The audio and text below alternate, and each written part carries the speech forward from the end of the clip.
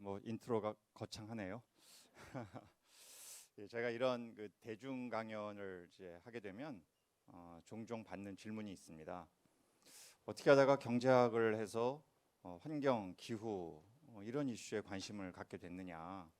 근데 그게 그럴 것이 제가 82학년도 1982년도에 대학에 입학을 했는데요. 그 당시만 해도 우리나라는 말 그대로 압축 성장, 고도 성장 이 시기를 한창 이제 거치고 있을 때죠. 그래서 당시에 경제학을 공부한다고 하면 못 사는 우리나라의 뭔가 경제 성장, 경제 발전에 기여하고 싶다. 뭐 이런 어떤 그 마음, 그런 어떤 목표, 뭐 이런 걸 가지고 대학에 들어왔던 경우가 뭐 대부분이라고 할 수 있습니다. 저는 대학을 다니면서 이런 생각을 했어요. 그 당시 입학 또 졸업 정원제라는 아주 독특한 교육 프로그램이 있어서 경제학과에 자그마치 300명의 학생이 입학을 했습니다. 나는 어떻게 다르게 경제를 바라볼 수 있을까? 어떻게 경제학이라는 학문을 좀 다르게 접근해 볼 수 있을까? 이런 생각을 학부 때 하지 않나 싶습니다.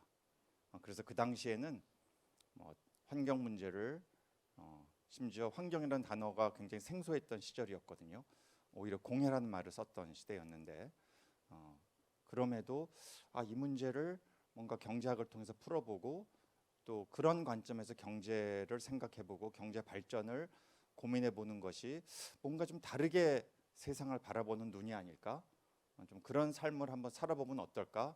뭐 이런 생각을 하지 않나 싶습니다. 그래서 제가 바라기는 오늘 여기에 참석하신 분들이 아마 젊은 분들, 청년들은 나의 미래에 대한 고민을 많이 하실 거고 또 좀 중년인 분들은 나는 지금까지 어떻게 살아왔고 앞으로 어떤 삶을 살아갈 것인가를 생각을 하실 텐데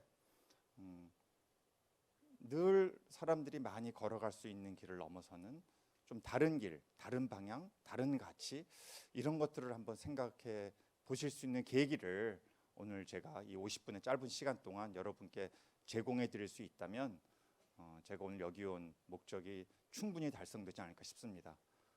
지하철 타고 오다가 역을 잘못 내려가지고요. 태릉 입구역에서는 걸어가면 될 줄 알고 걸었더니 한 30분 걸리더라고요. 뭐 잘 왔습니다. 그래 늦지 않게. 자, 제가 이거를 볼 수가 잘 없군요. 예,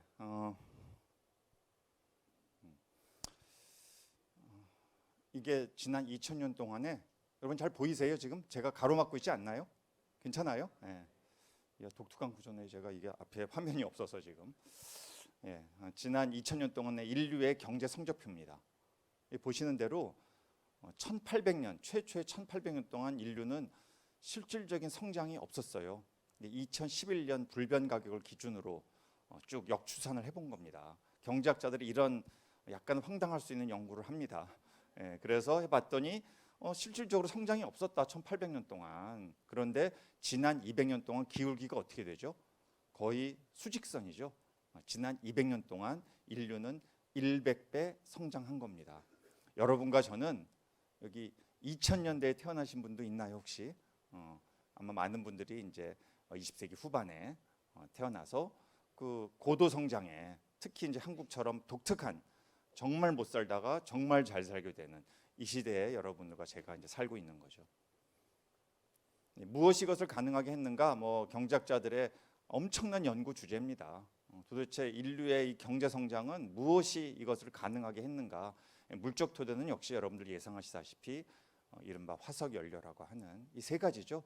석탄, 석유, 가스라고 하는 이 세 가지 화석 연료를 인간의 기술과 잘 접목시켜서 과거에는 상상도 할 수 없었던 기술 혁신을 이뤄냈고 그것의 연장선상에서 여러분과 제가 지금 살고 있는 거죠.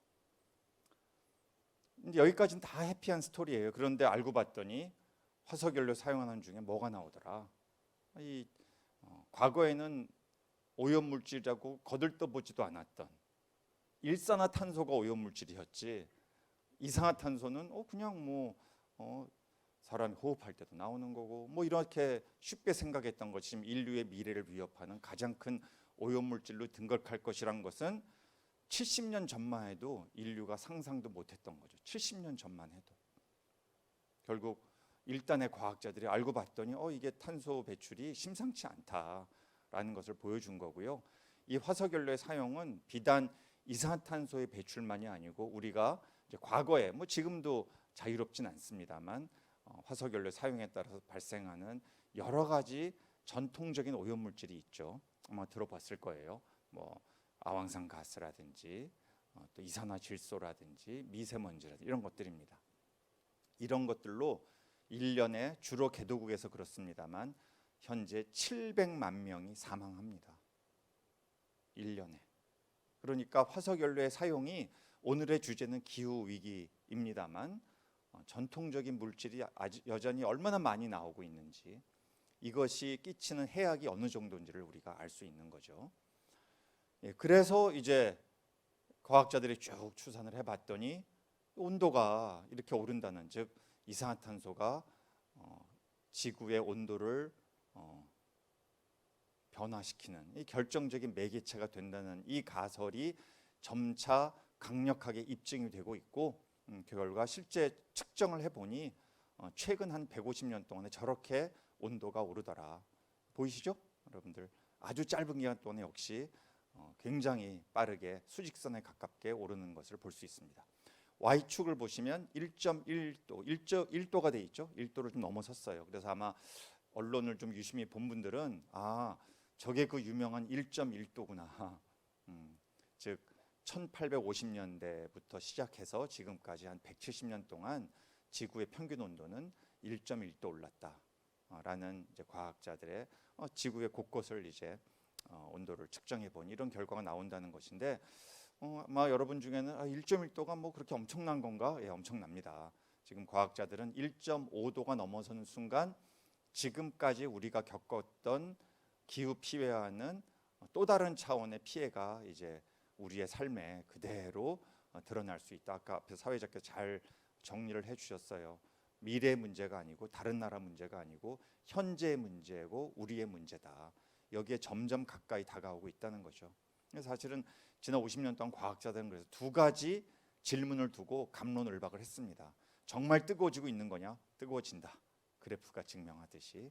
두 번째, 뜨거워지고 있다면 무엇 때문이냐? 이게 더 논쟁적이죠. 그래서 지금도 이른바 기후변화 회의주의자들이 없지는 않습니다만 전 세계 유의미한 연구를 하는 99.9%의 과학자들은 지구가 뜨거워지고 있고 뜨거워지는 이유는 누구 때문이다? 여러분과 저와 같은 인간 때문이고 우리의 무슨 활동 때문이다? 경제활동 때문이고 경제활동에서 결정적인 영향을 미치는 것은 바로 화석연료의 사용 때문이다 라는 이 굉장히 중요한 두 가지 명제에 사실상 모든 과학자들이 동의하기에 이르는 거죠. 그래서 앞에서 소개를 보니까 저를 환경과학자로 소개해서 제가 굉장히 감사했습니다. 내가 드디어 과학의 영역까지 영향력을 끼치는구나. 근데 사실 저는 이제 경제학을 42년째 하고 있고요. 그래서 이런 과학자들이 참이라고 이제 인정해 버린 이러한 두 가지 명제를 갖고 다음의 역할은 누가 해야겠어요? 저 같은 경제학자들이 해야겠죠. 왜? 이제 지금까지의 경제활동 방식으로 살면 인류는 지속 가능하지 않다. 저렇게 오르고 저 온도 상승의 속도가 더 빨라질 것이라고 지금 과학자들이 이야기하고 있기 때문에 이것을 빠른 속도로 무엇인가 바꾸는 방식의 경제활동, 경제체제를 만들어내지 않으면 제 딸이 지금 32살, 28살인데요. 그러니까 우리 딸 볼 낯이 없는 거죠. 이 아이들이 이제 앞으로 70년, 65년 이렇게 60년 이렇게 살아가게 될 텐데 지금까지 겪어보지 못한 엄청난 기후 피해에 노정될 것이고 이것은 단순히 환경 문제만이 아니고 그 자체로서 인류의 경제 성장에도 경제 발전에도 삶의 질에도 엄청난 해악을 끼칠 수 있다라는 것이 모든 전문가들의 저를 포함한 이구동성의 이야기이기 때문입니다. 예, 이건 가장 최근 자료인데요. 작년 이제 올해가 2024년 2월이 됐죠. 작년 2023년도를 기준으로 봤더니 제일 위에 빨간색입니다. 진한 빨간색. 산업혁명기에 비추어 보니 온도가 약간의 이제 측정의 오차가 있고 1850년에 몇 도였느냐가 정확지 않아요. 인류가 온도를 정확히 재기 시작한 게 1880년대부터입니다. 그래서 거기에 약간의 오차가 있지만 현재 가장 많은 평균적으로 올랐다고 이야기하는 수치는 1.45도예요. 작년에 산업혁명기와 비교해서 아까 제가 몇 도가 결정적인 그 마지노선 이 경계선이 된다고 했죠. 1.5도 그래요. 1.45도까지 올랐다는 거예요. 작년에. 자, 만약에 올해 1.45도를 좀 돌파할 것으로 많은 전문가가 또 예상하고 있습니다. 이렇게 되면 이것이 만약에 중장기 트렌드로 경향으로 굳어진다면 말 그대로 과학자들이 가장 우려하는 1.5도를 넘어서는 게 그 원년이 작년 2023년도가 될 수 있는 거죠. 10년 평균이 1.5도가 넘어서면 이건 1.5도다라고 이제 과학자들은 이야기하기 때문입니다.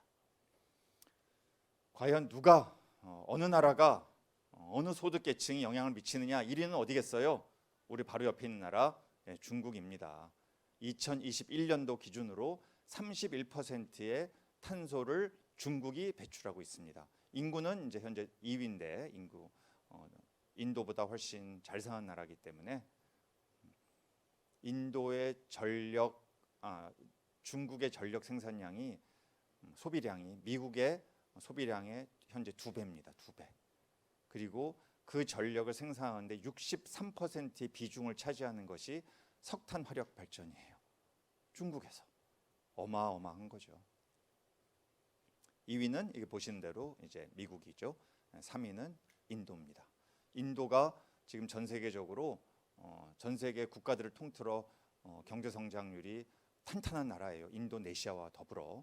그러니까 개도국이고 성장에 매우 목마르죠. 인도는 석탄화력 발전소 비중이 70%에 육박합니다. 현재 배출 비중 3위인 국가가 저속도로 성장하고 저렇게 높은 석탄화력 발전소의 비중을 차지하고 있다면 우리 학생들이 쓰는 말로 안 봐도 비디오죠. 앞으로 어떻게 이 탄소 배출이 증가하게 될지. 한국은 몇이죠? 한국은 저 아래 9위에 랭크돼 있습니다. 그러니까 4위가 러시아고 5위가 일본이에요. 그러니까 대충 보시면 물론 이제 러시아는 뭐 전통적으로 유럽의 일부다라고 보지만 또 상당 면적은 또 시베리아 쪽은 다 아시아잖아요, 그죠?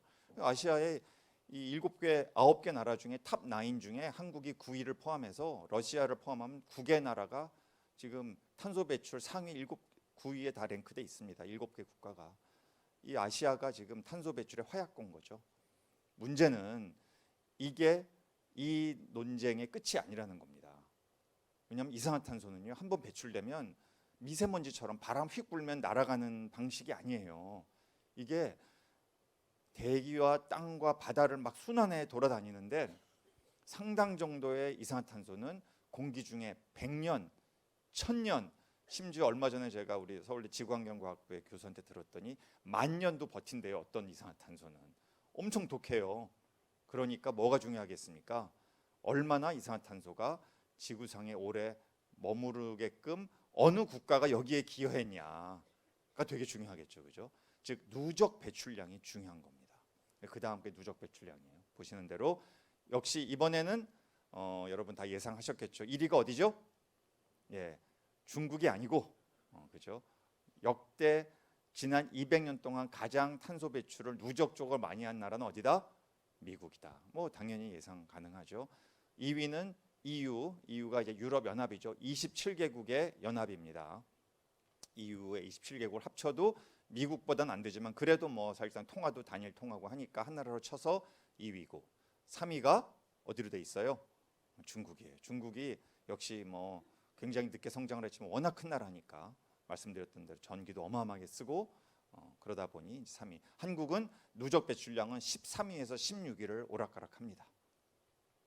이 3등의 3위의 차이가 나는 거는 유럽의 나라들을 하나로 통으로 볼 거냐 또 개별 나라로 볼 거냐에 따라서 차이가 있을 수 있겠죠. 예를 들어 유럽의 독일, 프랑스, 이태리 이런 나라들은 한국보다 누적 배출량이 많은 나라들이죠. 그러니까 유럽 연합에 그 3개국을 제외한 나머지 24개국은요. 우리나라처럼 이렇게 늦게 경제 성장한 나라들보다 누적 배출량이 더 적다는 거예요. 그리고 한국이 맹렬한 기세로 정말 맹렬한 기세로 탄소 배출하면서 경제 성장했다는 것을 금방 알 수 있는 거죠. 대단한 나라입니다, 대한민국이. 그런데 이제부터가 굉장히 이제 고민스러운 거예요. 지금까지 보여드린 이거 자체만으로도 고민스럽죠. 인도가 어떤 얘기를 하겠어요?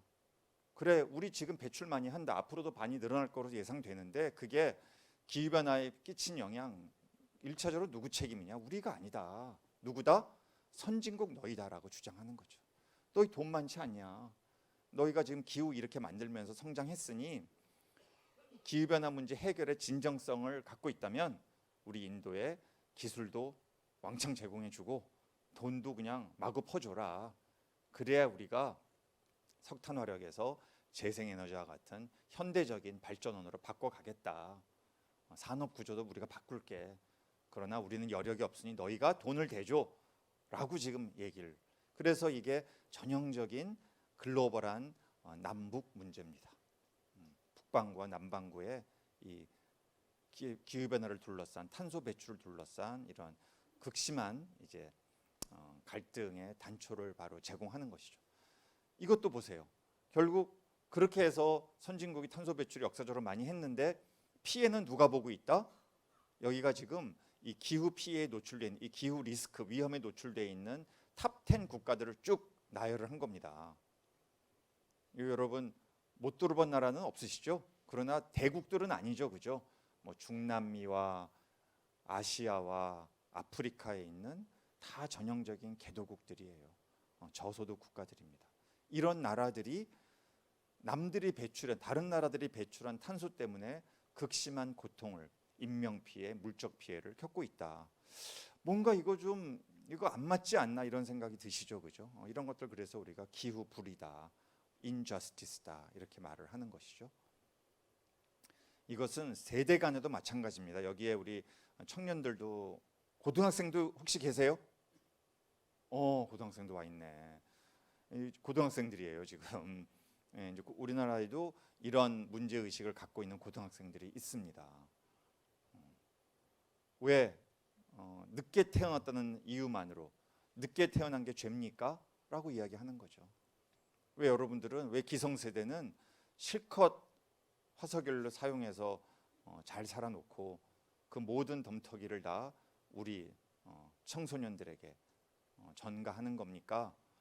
빨리 행동 양식을 경제활동 방식을 바꾸시오 라고 이제 이야기하는 것이죠. 이것은 뭐 우리나라만이 아니고 유럽에서도 또 미국에서도 이런 청년들의 그러니까 전형적인 기후변화라는 것은 역시 세대 간의 갈등 문제, 형평성 문제를 내재하고 있다 이렇게 볼 수가 있겠어요. 여러분 그래도 제가 이제 경제학자고 하니까 어디 가서 너 오늘 경제학자 2명 유명한 사람 얘기 들었다 이런 얘기 좀 해두시면 괜찮습니다. 그래서 여러분 보시는 대로 왼쪽에 있는 저 경제학자가 아주 유명한 이제 토마스 멜더스. 아마 공부 열심히 하는 우리 학생들은 들었을 것 같아요, 그죠? 무슨 이야기를 해서 유명하죠? 지금하고는 지금 대한민국 상황하고는 좀 안 맞아요. 인구가 너무 빨리 증가하고 그래서 먹을 게 없어가지고 인류는 굉장히 괴롭다. 지금 우리나라는 이제 인구가 너무 안 증가해서 문제고 아이를 출생이 너무 낮아서 문제인데 이제 1798년도에 썼던 책에는 이제 그런 이야기를 한 거죠. 굉장히 미래가 어둡고 비관적인 아마 지난 200년 동안에 명멸했던 수많은 경제학자 중에 가장 비관적인 미래를 예견했던 경제학자가 아닐까 싶어요. 자, 그 반대로 여러분들의 오른쪽에 있는 이건 사진이니까 아마도 한 20세기 경제학자겠다 예상이 되죠. 맞습니다. 20세기에 가장 유명하고 논쟁적인 경제학자인데 혹시 누군지 아래 이름이 없어요. 이분은 혹시 아세요?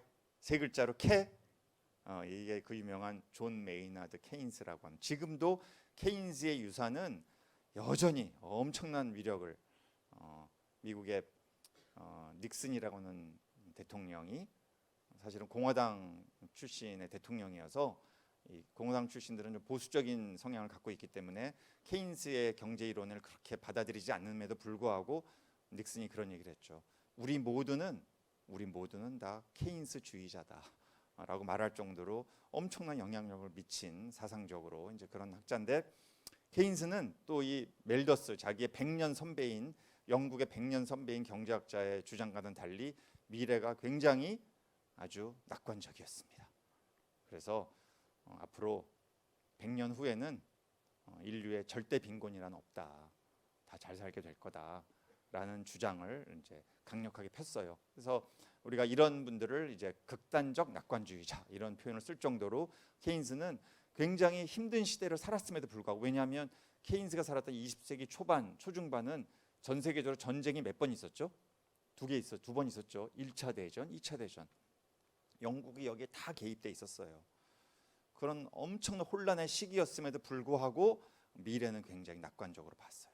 그러나 이런 케인스의 낙관적인 미래에 대한 시각도 역시 맞지는 않았죠. 지금도 인류는 절대 빈곤에 허덕이고 있습니다. 지구상의 어떤 나라에서 어떤 사람들은 우주 여행을 한다고 막 난리지만, AI를 통해서 병을 고친다고 이야기하지만, 지구상에 또 8억 명에 달하는 인류는 전 인류의 10%예요.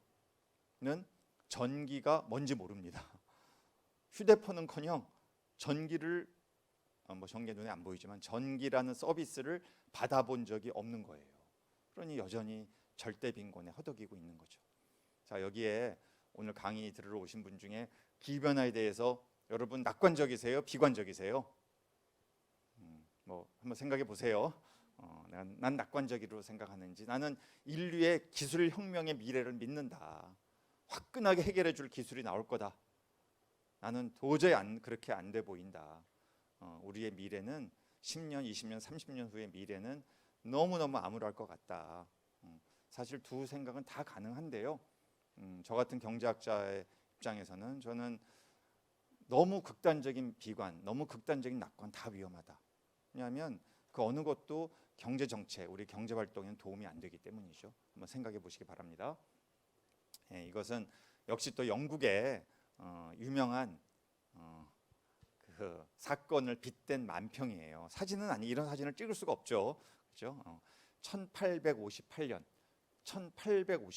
1858년 런던에서 발간된 한 잡지에 실린 한 컷짜리 만평이에요. 뭐가 느껴지세요? 우울하죠, 그죠? 우울합니다. 자, 이게 바다는 아닐 테니까 영국의 대표적으로 유명한 강 이름 뭐죠? 템스강이에요. 템스강이 1858년에 이 모양이었다. 한마디로 최악이었던 거죠. 악취 때문에 가까이 도저히 갈 수 없는 죽음의 강이 1858년에 이미 영국에서는 일어났던 겁니다.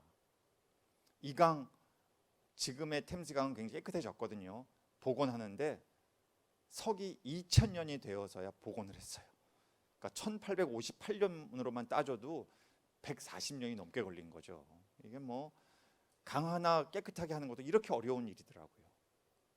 그래서 이거 덕분에 인류는, 영국 사람들은 극심한 고통, 악취는 넘어서서 이 강에서 시작된 수인성 전염병, 콜레라, 우리가 지난 몇 년 동안 코로나로 고통받았는데 콜레라로 32만 명이 사망하는 엄청난 비극적인 사건을 겪기도 한 게 바로 19세기에 인류의 최고 선진국으로 자랑했던 영국에서 벌어졌던 일입니다. 뭐가 느껴지세요? 경제활동 잘못하면 엉망된다. 경제활동 막하고 환경 무시하면 엉망된다. 이거를 글로벌 스케일로 가져가면 그게 바로 기후변화입니다. 이 강은 깨끗하죠? 이건 우리나라에 있는 강이에요. 어느 강일까요? 우리나라에? 한강 아닙니다. 한강에 수영 이렇게 못해요, 여러분. 한강에 수영, 제가 어릴 때는 한강에 수영했어요. 근데 지금 한강 너무 깊어가지고요, 한강 종합개발 때문에 다 밑에 파가지고 이렇게 못하고요. 이거는 울산에 있는 무슨 강? 맞습니다. 많이 아시네요. 태화강은 꼭 한번 가볼만 합니다. 태화강이 국가 정원으로 지정됐고요. 이 강이 우리나라에서 가장 오염됐던 강이에요. 20년 전만 해도. 저는 그래서 우리 민족의 저력이 대단하다고 생각해요. 성장도 화끈하게 하고, 화끈하게 못 살다가 화끈하게 성장하고, 오염도 화끈하게 시켰는데 복원도 화끈하게 하더라고요. 이렇게 빨리 한 10몇 년 만에 했어요. 제가 울산에 강의도 자주 가고 뭐 여기 기업이 워낙 많기 때문에 우리나라 주요 중화학공업들이 많아서 가서 이렇게 만나보고 하면 이 울산 시민들의 자랑이 놀라운 경제 성장, 1인당 소득이 우리나라 제일 높다. 광역 지자체 중에 이게 아니고요. 이렇게 깨끗한 강을 우리는 만들어냈다. 이게 너무 자랑스러운 거예요. 하여간 보통 민족은 아니라고 생각해요. 우리나라가. 예, 우리나라는 과거 산도 이랬고요. 우리 청소년들, 우리 젊은 분들은 우리나라 산이 이랬다. 아니 저때 등산을 어떻게 했을까? 예, 이런 건 너무 배부른 소리고요. 예, 등산은커녕 산에 나무가 없으면 경제 활동이 안 됩니다. 예, 산에 나무가 없으면요 주말에 등산은 당연히 못하죠. 뙤약볕이 내리쬐니까. 문제는 비만 오면 농사를 망칩니다. 우리가 녹색댐이라고 불리는 이 나무의 산림에 물을 저장하는 기능이 전혀 위력을 발휘할 수 없기 때문인 거죠. 그래서 그만큼 이 자연 환경과 인간의 경제 활동은 뗄래야 뗄 수 없는 관계에 있다. 이거 누가 이렇게 만들었습니까? 미국이 원조했나요? 아니죠. 이거 여러분들의 할아버지 할머니, 아니 우리 고등학생의 할아버지 할머니, 저의 부모님들이 그 세대가 이렇게 만든 겁니다. 이것도 놀라운 성취예요. 제가 작년 3월 달이네, 거의 이제 1년이 다 돼가네요. 제가 인도가 전 세계에서 이 공기 오염이 가장 극심한 나라여서 제가 지금까지 무수히 많은 영국, 인도에 가서 이제 세미나할 기회가 있었습니다. 안 갔는데 작년엔 도저히 제가 이제 이 압박 때문에 안 갈 수 없어서 갔어요. 갔는데 워낙 공기가 안 좋고 한 그 도시에, 바로 그 도시에 갔었는데요. 제가 이 사진을 보여줬더니 인도의 경제학자들이 한국이 놀라운 경제 성장을 해왔다는 것은 알았는데 이렇게까지 아름다운 산을 갖고 있었고 과거에는 저렇게 헐벗은 산을 갖고 있었다는 건 처음 알았다. 그럴 정도로 우리나라가 굉장히 이런 저력이 있는데 문제는 지금 기후변화 시대에 너무 적응력이 떨어지고 있다. 이게 지금 제가 가장 이제 고민스러운 부분입니다. 넘어갈게요. 그래서 기후변화에는 이 두 가지는 꼭 기억해 두세요. 오늘 두 가지의 위험이 도사리고 있습니다. 우리의 경제활동에 관련돼서 두 가지의 위험에 우리는 노정돼 있다. 첫 번째는 바로 물리적 리스크입니다. 물리적 위험이라는 거예요. 두 번째는 이행 또는 전환 리스크라고 하는 거예요. 제가 설명을 해놨죠. 아마 금방 이해하실 거예요. 첫 번째는 뭡니까? 너무 지금 기후변화로 인해서 너무 덥고 너무 춥고 너무 가물고 너무 비가 많이 오고 산불이 너무 심하고 이런 거예요. 이것이 인간에게 직접적인 인명 피해를 일으키기도 하고 우리의 경제 활동에 악영향을 미치기도 한다. 저도 뭐 그런 연구를 했는데요. 기후 변화가 일어나면 경제 성장에 악영향을 미칩니다. 경제 성장에. 공장도 막 물에 잠기고요. 이렇게 되는 거예요. 사실은 2022년도 가을에 태풍 흰남노 혹시 기억하세요? 들어보셨죠? 이름이 잘 외기 쉬운 이름이에요. 흰남노. 이게 포항 시내를 강타했죠. 그래서 포항에 있는 대표적인 우리나라 기업 뭐죠? 포스코. 예, 포스코가 물에 잠겼습니다. 2조 2천억 원의 경제적인 피해를 그 태풍 흰남노가 하나의 기업을 상대로 일으켰어요. 이런 게 바로 물리적 리스크입니다. 이것은 국가 단위에서도 그렇고 지역 단위도 그렇고 기업 단위에서도 일어난다. 여러분들 혹시 이제 회사에 다니시는 분도 있을 수 있는데 여러분들이 뭐 어느 지역에 계시든 이런 문제들이 앞으로 계속 일어날 거고요. 대한민국은 특히 물 피해에 아주 최고로 많이 노출되어 있는 국가입니다. 앞으로 비는 계속 많이 올 거예요. 이건 제 얘기가 아니고 우리나라 최고의 기상학 전문가이신 우리 서울대 교수 한 분이 2060년까지 쭉 예측을 해봤더니 비는 계속 많이 오더라. 지금보다 더 많이 오더라. 그러니까 대비해야겠죠, 그죠? 이거 대비 안 하면 계속 피해가 일어나는 겁니다. 자, 두 번째 바로 이 전환 리스크 보이시죠? 라고 하는 거예요. 그래서 이건 말 그대로 어떤 나라는 탄소 배출을 줄이는데 상당히 효과적으로 잘하고 있다. 성적표가 좋아요. 어떤 나라는 성적표가 안 좋아요. 어떤 기업은 잘하고 있어요. 어떤 기업은 못하고 있어요. 예를 들어 전 세계적으로 시가총액 주식시장의 시가총액 1, 2위를 다투는 애플과 같은 회사는 탄소 배출을 줄이는 데 있어서 아주 효과적으로 잘하는 모범 기업입니다. 또 역시 시가총액 1, 2위를 다투는 마이크로소프트도 역시 탄소 배출을 줄이는 데 있어서 아주 모범적인 그런 기업이에요. 그 두 기업이 다 시가총액 1, 2위를 다툰다는 게 뭔가 우연이 아닌 것 같지 않습니까? 그죠? 이런 탈탄소 경쟁력이 기업 경쟁력을 견인하는 거예요. 지금 두 기업 다 엄청난 압박을 가하고 있고, 애플은 뭐 유명한 아이폰을 만들고 있기 때문에 반도체가 어마어마하게 들어가는데, 앞으로 반도체 만드는데 우리처럼 재생에너지로 만든 전기 안 쓰면 나 너희 물건 안 살 거야 라는 이야기를 공공연히 우리나라의 대표 기업들에게 하고 있는 상황이에요. 그러니까 이게 바로 제가 계속 강조하는 기후 문제는 더 이상 환경 문제가 아니다. 기후 문제는 이제 경제 문제다. 우리의 먹고 사는 문제고, 우리 기업의, 우리 산업의, 우리 국가의 경쟁력의 문제와 직결된다. 이런 이야기를 제가 하는 겁니다. 예, 바로 그래서 이 세 가지는 역시 이것도 오늘 제가 여러분 기억하러 가는 주문이 너무 많네요. 예, 아리백, ESG, CBAM 이 세 가지가 지금 다 돌아가고 있는 거예요. 아리백은 많이 들어보셨을 거예요. 재생에너지로 만든 전기만 써라. 이게 애플의 지금 전략입니다. 애플은 그래서 자사의 모든 사업장에서는 특히 이제 사무실이 많으니까 여긴 다 아리백을 달성했고요. 자기들이 앞으로 글로벌 공급망에서 거래 관계에 있는 모든 기업들에게도 2030년까지 아리백을 강제하겠다라고 지금 선언하고 막 엄청난 드라이브를 걸고 있어요. 애플 홈페이지에 가보시면 뭐 굉장히 재미있는 이런 동영상들이 재미있으면서 섬뜩한 막 이 자연의 신이 막 나타나가지고 애플 너희 이거밖에 못해? 지금 제일 앞서가는 기업에 대해서 이거밖에 못해? 더 세게 할 거지? 막 이런 얘기를 하면은 그 애플의 CEO가 죄송합니다. 더 열심히 할게요. 막 이런 거를 동영상으로 띄워놔요. 얼마나 섬뜩합니까? 지금 제일 앞서가는 기업인데 그런 것을 가지고 무기로 삼겠다라고 하는 거죠.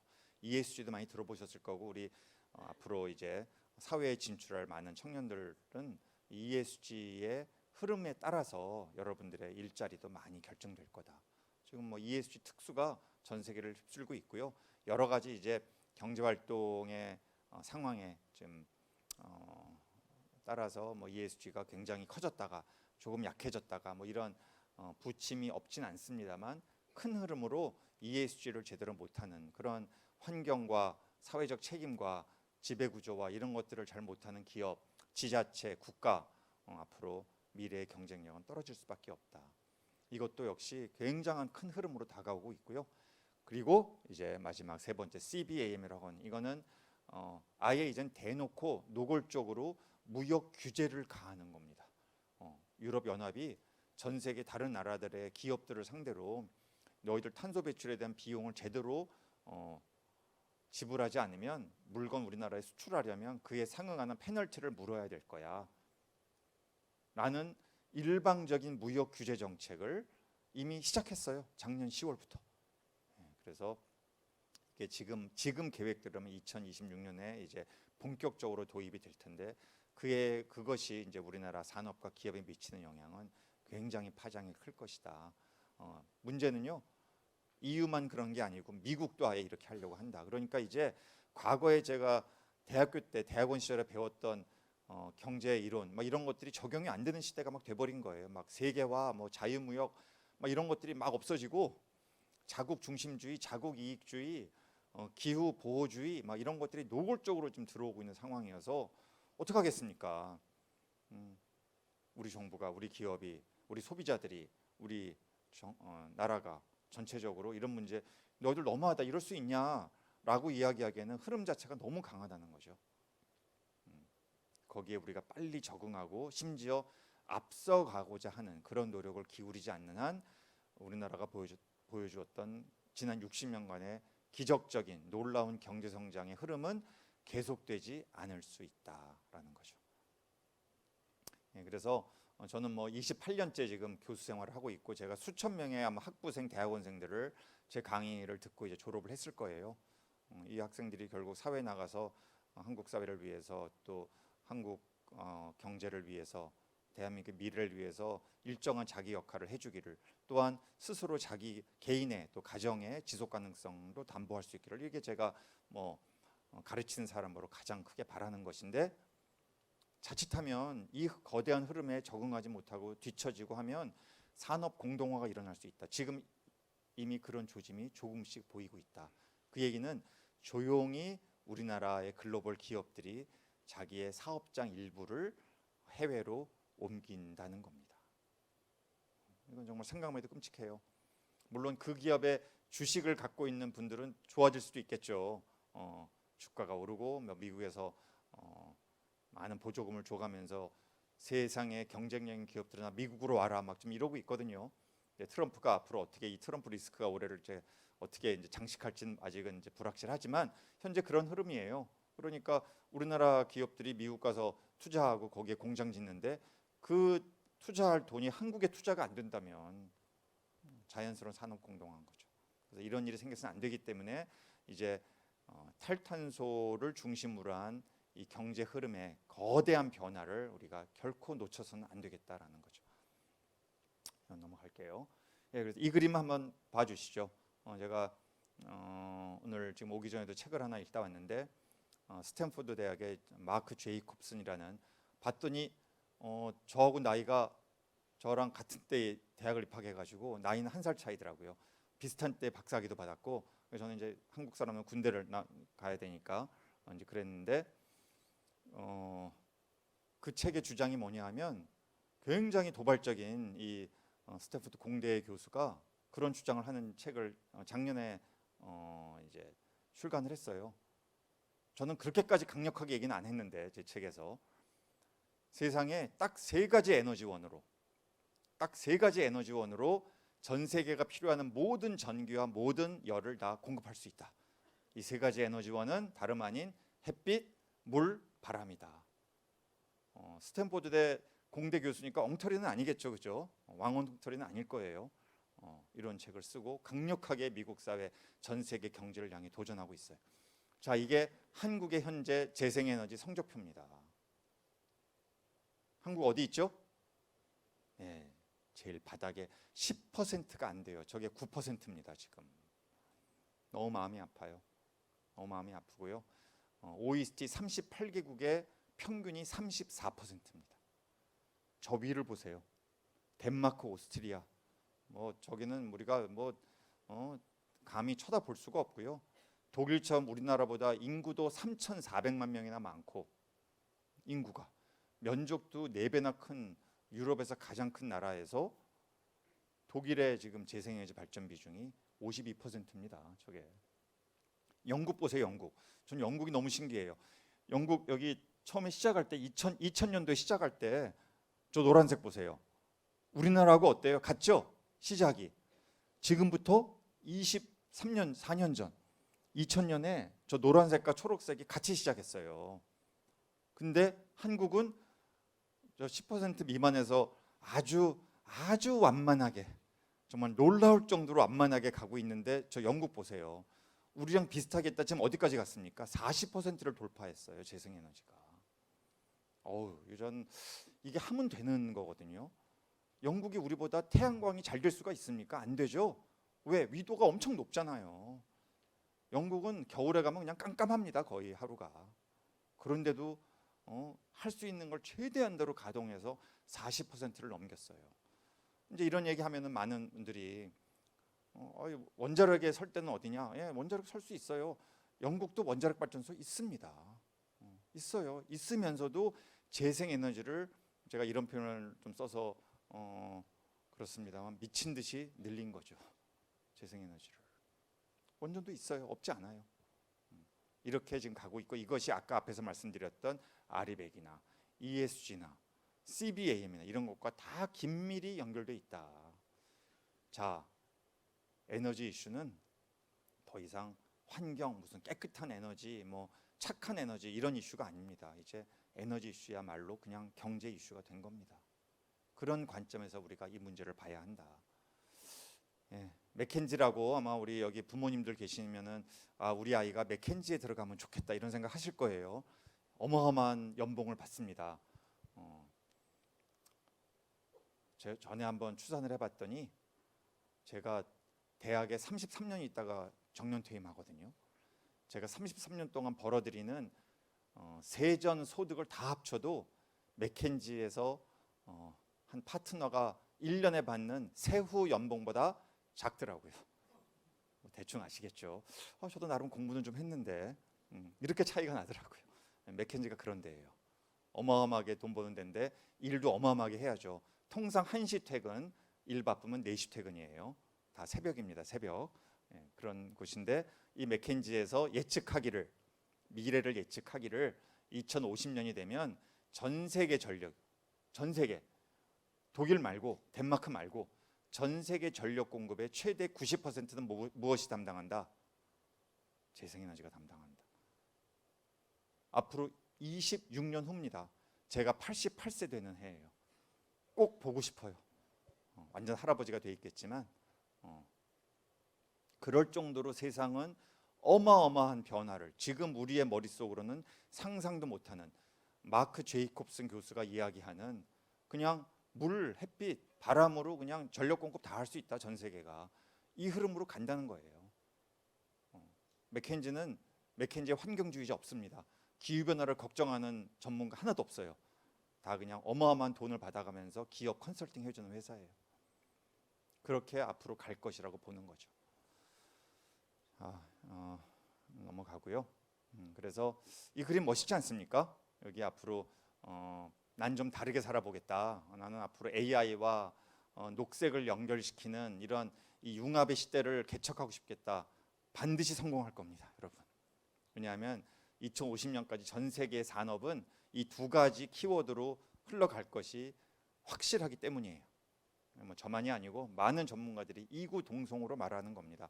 바로 녹색과 디지털이에요. 제 둘째 딸도 저는 한 번도 시키지 않고, 저는 이과 머리가 하나도 없는, 저는 공학이라고는 공간 지각 능력은 하나도 없는 사람인데 제 딸은 그래도 이제 AI를 공부하겠다고 제가 너무 감사하더라고요. 이 흐름에 맞는 거니까 지금 이제 녹색과 디지털로 가는 겁니다. 전 세계는. 이 그림 보세요. 이게 뭡니까? 지금 해상풍력이죠. 이게 지금 독일의 한 대표적인 에너지 회사의 홈페이지에 떠 있는 그림을 제가 가져온 거예요. 이 해상풍력, 북해에 떠 있는 해상풍력의 그 위에 뭐가 있어요? 이 돌아가는 거 저거 뭘까요? 두 글자? 저게 드론입니다. 드론이 해상풍력과 왜 같이 떠 있을까요? 이게 중요해요. 저 드론으로 해상풍력 고장나면 가서 빨리 스캔해서 인스펙션 해가지고 데이터 보내고, 그럼 사람이 헬리콥터 타고 가서 바로 고친다. 이 컨셉이에요. 이 시장만, 이 무인 드론 시장만 지금 현재 전 세계 14조 원입니다. 어마어마하게 빨리 성장하고 있는 산업이기도 하고요. 그런데 지금 이 독일의 이 에너지 회사는 거기서 우리는 멈추지 않는다. 이 드론에 장비도 싣고 사람도 태워서 한꺼번에 가서 원샷으로 고치고 돌아온다. 시간도 절약하고 돈도 절약하고, 그래서 경쟁력을 키우겠다. 이거 내년까지 개발하겠다는 거예요. 저는 우리나라의 이 똑똑한 학생들이 우리 공대에서 얼마나 많이 배출됩니까? 정말 이런 시장만 열리면 세계 최고 수준의 이런 해상풍력 고치는 드론, 저는 쉽게 만들 수 있을 것이라고 봐요. 문제는 아직 시장이 열리지 않았다. 이게 너무 안타까운 거죠. 빨리 시장이 열려야 됩니다. 정부가 정신 차려야 되고, 언론도 여기에 대해서 훨씬 개방적이고 미래를 생각하는 그런 글들을 써야 돼요. 지식인들도 왜곡된 정보를 제공해서는 안 되고, 여러분들 정신 바짝 차리시고 세상이 어떻게 지금 흘러가고 있는지를 아셔야 된다라는 거죠. 넘어갈게요. 시간이 없기 때문에. 그래서 제가 충돌이라는 단어를 썼습니다. 가치의 충돌. 오늘 주제가 충돌인데요. 결국 인간이 기후에 대응해서 절대 이길 수 없습니다. 이길 수가 없어요. 그래서 우리가 조화를 이뤄야 돼요. 앞에 제 인터뷰도 나왔지만 그렇다 경제활동 다 포기하라는 건 절대 아니고, 인간은 그렇게 살 수 없죠. 조화를 이뤄야 됩니다. 아직 그 흐름을 전 세계가 가고 있는데 한국이 조금 뒤처져 있지만 할 수 있다라고 생각하고요. 문제는 여기에 대한 우리 생각의 차이가 한국 사회에 많고, 특히 이제 저의 부모님 세대, 또 저의 자식 세대, 또 저희 세대 간의 생각의 차이가 좀 있지만, 과거에 놀라운 이 산림 녹화, 이 나무를 다 심었던 수억 그루의 나무를 한 30년에 걸쳐 심었던 유엔이 인정한 유일한 조림에 성공한 대표 국가예요, 대한민국이. 태화강을 저렇게 아름답게 만든 국가입니다. 그래서 그런 생각을 갖고 있다면 한국 사회가 지금의 이런 기후 변화와 에너지 이슈와 이걸 둘러싼 각종 사회의 갈등과 이런 것들을 극복하고 전 세계가 지금 가고자 하는 이 탈탄소의 시대로 뚜벅뚜벅 걸어갈 수 있지 않을까 생각합니다. 예, 강의 마칠게요.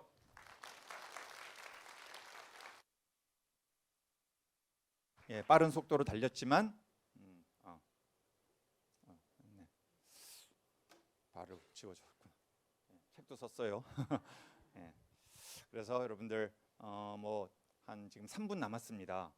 질문을 하실 거라고 그래서 제가 굉장히 빠른 속도로 강의하고 질문 있으면 해주세요. 없으면 책 제가 오늘 강의한 내용이 한 50배 정도 들어 있으니까 보시면 비싸니까 도서관에서 빌려서 보세요. 질문 누군지 얘기하고 해주세요. 어떤 분인지. 오늘 참석한 이제 김상률이라고요. 먼저 기후과 관련돼서 경제학적으로 풀어진 내용에 좋은 내용을 잘 본 것 같습니다. 너무 감사드립니다. 이제 경제학자시지만 이제 기후와 관련돼서 많은 관심과 그리고 시간을 할애하고 계신 것 같은데 또 후학양성에도